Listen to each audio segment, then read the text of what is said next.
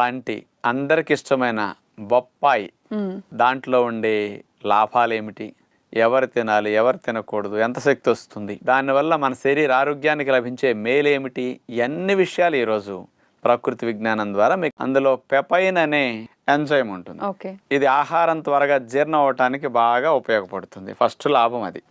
రెండోది, బొప్పాయిని గనక నెత్తికి పెట్టుకుని ఆ పేస్ట్ని స్నానం చేస్తే కండిషనర్గా జుట్టుకి బొప్పాయి చాలా బాగా ఉపయోగపడుతుందని సైంటిఫిక్గా ప్రూవ్ చేశారు.